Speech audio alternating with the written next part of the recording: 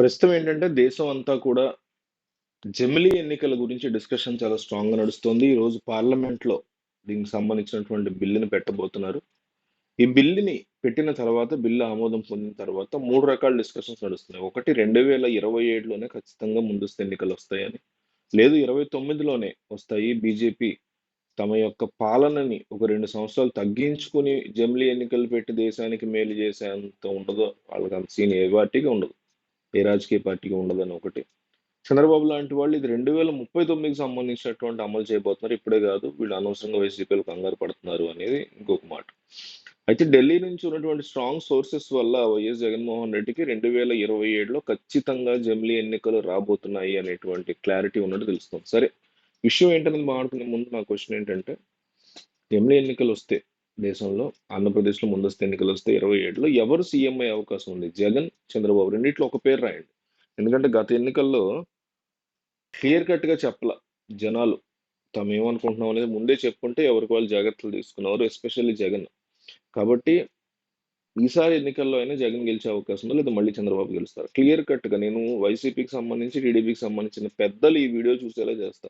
కాబట్టి దీని కింద కామెంట్స్ వాళ్ళు చదివేలా చేస్తా. కాబట్టి మీరు క్లియర్ కట్ గా మీ సమాధానం ఇవ్వండి, జగన్ లేదా చంద్రబాబు ఎవరు గెలుస్తారు. సరే, అయితే ఈ పార్లమెంట్ లో బిల్లు ప్రవేశపెట్టిన తర్వాత 27 అయ్యేటువంటి అవకాశాలు ఖచ్చితంగా ఎక్కువ ఉన్నాయని, 27లో ఎట్టి పరిస్థితుల్లో మొన్న 2024లో టీడీపీ వాళ్ళ సంగతి పక్కన పెడితే 2024లో టీడీపీతో కలిసి పోటీ చేసిన బీజేపీ 27లో మళ్ళీ జగన్తో కలిసి పోటీ చేయడం, లేకపోతే చంద్రబాబుతో విడిపోయి పోటీ చేయడం చేస్తే జనాలు యాక్సెప్ట్ చేయరు, బీజేపీని యాక్సెప్ట్ చేయరు ఫస్ట్. కాబట్టి ఆ భయం అనేది బీజేపీకి నేషనల్ పార్టీ కింద, జాతీయ పార్టీ, జాతీయ రూలింగ్ పార్టీ కింద ఉంటుంది. కాబట్టి వాళ్ళు ఖచ్చితంగా 27లో మళ్ళీ టీడీపీతోనే ముందుకెళ్తారు. సో ఇట్లాంటి టైంలో తాము ఇండియా బ్లాక్తో ఎందుకు వెళ్ళకూడదు అనే ఫీలింగ్ జగన్మోహన్ రెడ్డికి స్పష్టంగా వచ్చిందని, ఇప్పటికే సోనియా గాంధీ కానీ, రాహుల్ గాంధీ కానీ, మమతా బెనర్జీ లాంటి వాళ్ళు కానీ, మీరు కూడా వన్ ఆఫ్ ద 3 టాప్ లీడర్స్గా ముందుండి నడిపించండి మమ్మల్ని, మమతా బెనర్జీ, అట్లాగే రాహుల్ గాంధీ, అట్లాగే జగన్మోహన్ రెడ్డి. ఎందుకంటే గతంలో దేశంలోనే 22 మంది ఎంపీలు ఉన్నప్పుడు దేశంలోనే అతిపెద్ద పార్టీ, మూడవ అతిపెద్ద పార్టీ వైసీపీ. ఏది మీకు బీజేపీ, కాంగ్రెస్ని కలుపుకున్నా కూడా కేవలం ఒక రాష్ట్రంలోనే అధికారంలో ఉంటూ ఇప్పటికీ మొన్న ఎన్నికల్లో కానీ, అంతకుముందు ఎన్నికల్లో కానీ దేశంలో 4వ ఎక్కువ ఓట్లు తెచ్చుకున్న పార్టీగా మిగిలింది వైసీపీ.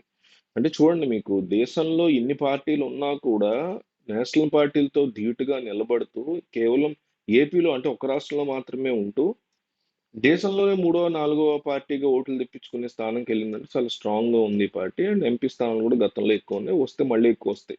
25కి 25 కొట్టే ఛాన్స్ ఉంది ఒకవేళ గెలిస్తే అనే మాట ఉంది. కాబట్టి ఇవన్నీ గుర్తుపెట్టుకుని ఇంకో కీలక పదవి ఇచ్చే దిశగా ఇండి కూటమి అడుగులేస్తుందని తెలుస్తుంది. జగన్ ఇండి కూటమిలోకి వెళ్ళడం మంచిదా లేదా వద్దు, వెళ్ళొచ్చు వెళ్ళకూడదు, రెండిట్లో ఒకే ఒక పదం మీరు కామెంట్ చేయండి. నేను ఇది వీడియోని వైసీపీకి అత్యంత సన్నిహితుల వద్దకు పంపిస్తా, వాళ్ళు మీ కామెంట్స్ అవుతారు. మీరు ఎందుకో కూడా క్లియర్గా రాస్తే వాళ్ళకి ఇంకా అర్థం అవుతుంది.